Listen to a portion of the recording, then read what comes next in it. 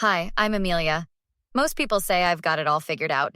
Great job at the marketing firm, a cute apartment downtown, and the perfect fiancé. Well, at least that's what I thought until last month. Ryan and I have been together for 3 years, and 6 months ago he proposed during our trip to Lake Tahoe. The wedding's set for next spring, and I've been drowning in venue tours and cake tastings ever since. You and Ryan are literally couple goals. It's almost disgusting how perfect you two are together, my best friend Sophia said last week, while helping me pick out bridesmaid dresses. Tell that to my sister who rolled her eyes when I showed her the engagement ring. Sophia put down the fabric swatch she was holding. Vanessa has always been jealous of you. Remember when you made cheerleading captain in high school, and she suddenly decided she wanted to try out too?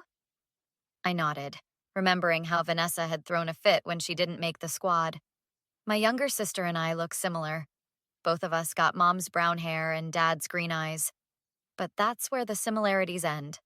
Growing up, everything was a competition to her. She'll probably wear white to your wedding, Sophia joked. Don't even put that out in the universe. Later that week, Ryan and I went to my parents' for our regular Sunday dinner. My mom was busy in the kitchen when we arrived. Amelia, can you set the table? Vanessa is running late again. My dad looked up from his newspaper. She texted that she has some news to share. Maybe she finally got that promotion. I rolled my eyes behind his back. Even when Vanessa was late, my parents found a way to make it sound important. When I was late, I got a lecture about responsibility. Ryan, help me grab the plates? I asked. He squeezed my hand. Of course, babe. Your mom's lasagna smells amazing, by the way. Suck up, I whispered, and he winked at me. When Vanessa finally arrived, 20 minutes late, everyone acted like the queen had arrived. Sorry I'm late, she said, giving a dramatic sigh. Had to wait for some test results. My mom's face immediately shifted to concern. Test results? Are you okay, sweetie? Let's eat first, Vanessa said, giving a sad smile. I don't want to ruin dinner. Throughout the meal, Vanessa barely touched her food, which was unusual since mom's lasagna was her favorite. She kept glancing at Ryan, who was sitting across from her, with this weird look I couldn't place. As my dad served dessert, Vanessa cleared her throat. So I guess now's as good a time as any to share my news. She paused dramatically.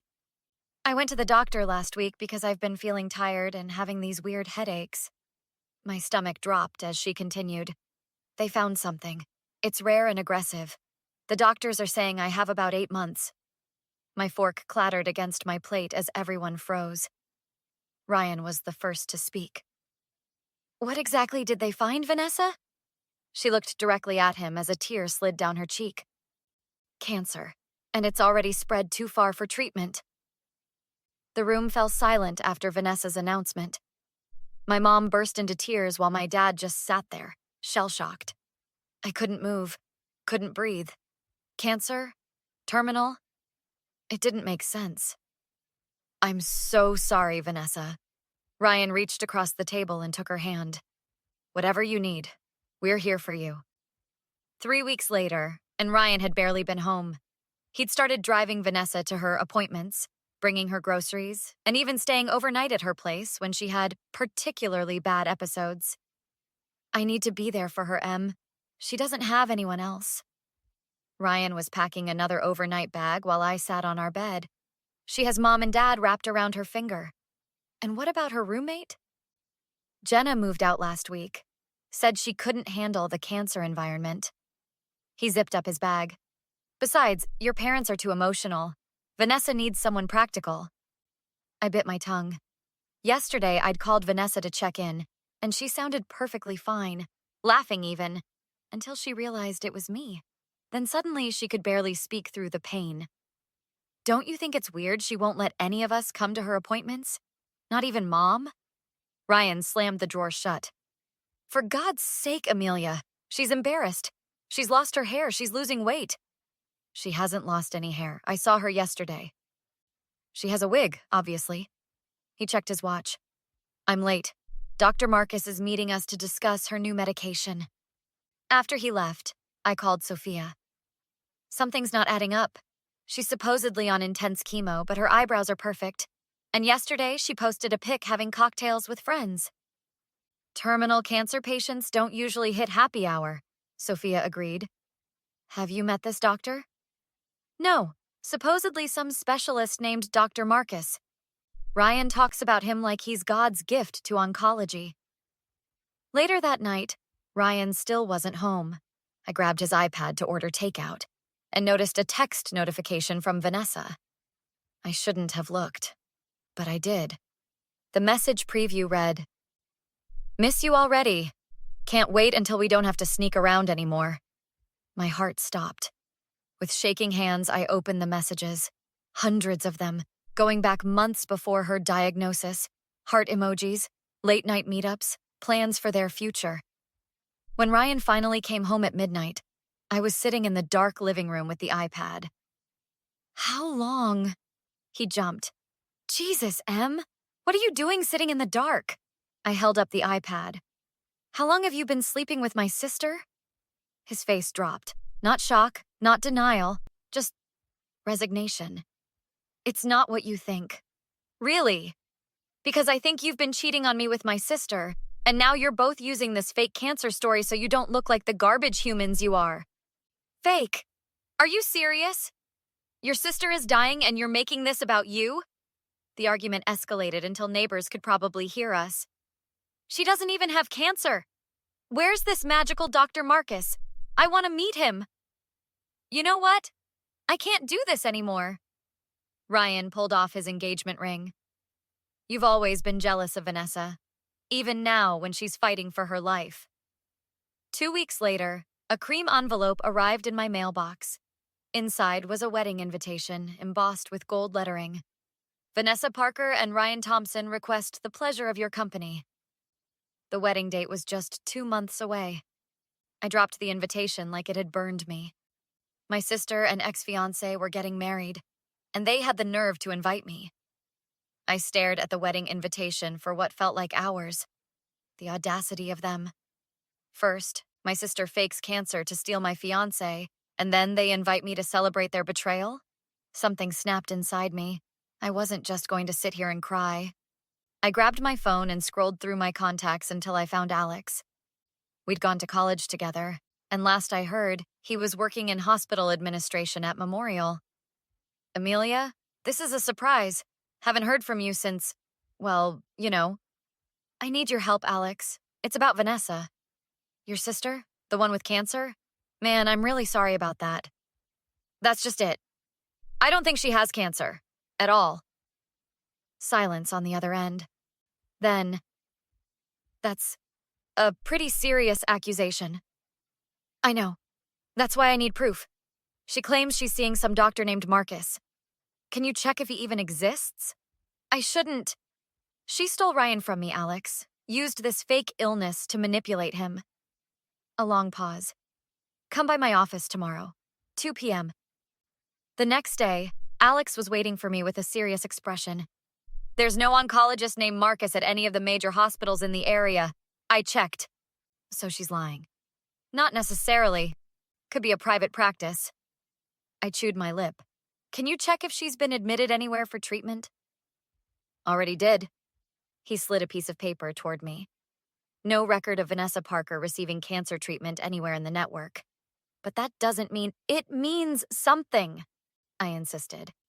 I need to talk to her old roommate, Jenna. Finding Jenna wasn't hard. She worked at a coffee shop downtown. Getting her to talk was another story. I can't discuss Vanessa with you. She wiped down the counter, avoiding eye contact. Please. You moved out right when she got sick, right?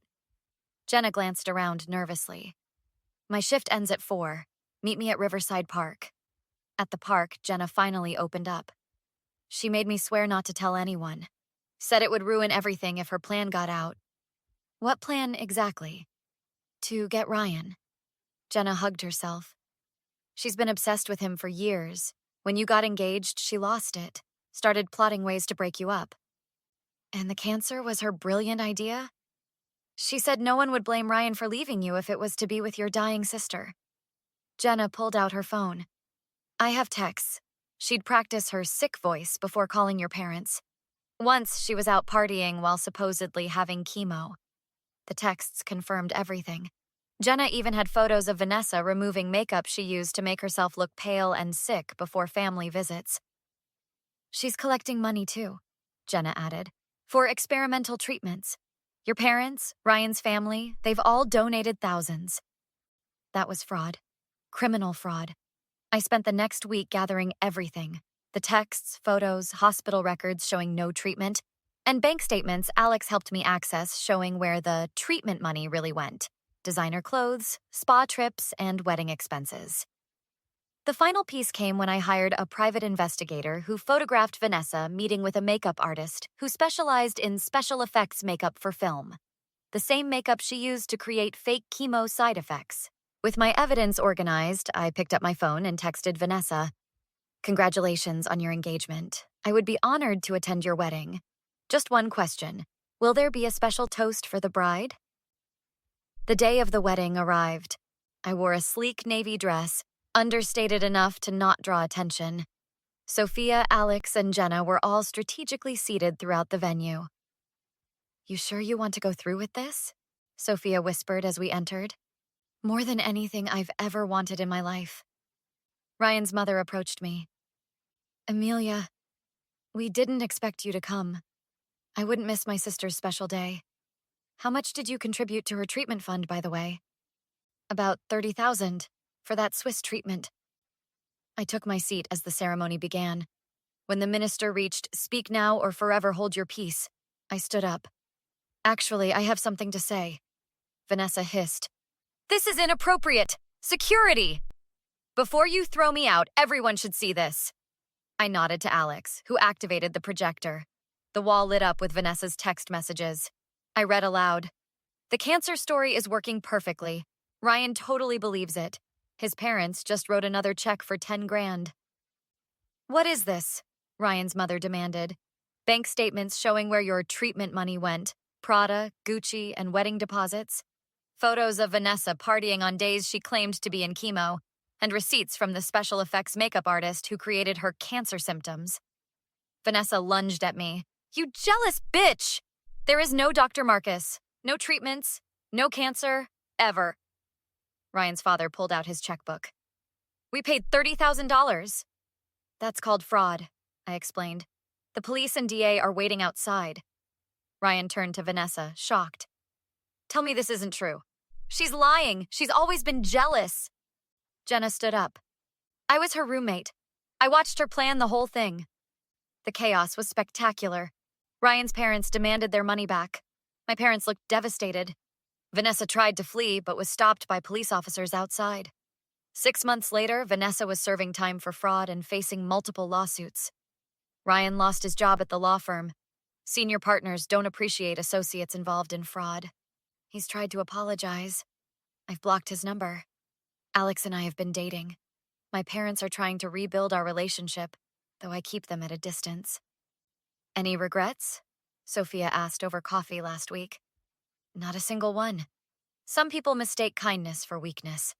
I needed to show them I'm not weak. To Vanessa and Ryan? I smiled. No, to myself. What would you have done in Amelia's position? Would you have exposed Vanessa and Ryan publicly at their wedding, or would you have chosen a different path for revenge? Or would you have walked away completely? Some might say the public humiliation was justified after such a devastating betrayal, while others might think a private confrontation would have been more appropriate. What do you think? Share your thoughts in the comments below. Would you ever be able to forgive family members who betrayed you this deeply? Or do some actions cross a line that can never be uncrossed? If you enjoyed this revenge story, please hit that like button and subscribe for more compelling stories like this one. Your support helps our channel grow, and we'd love to hear your perspective.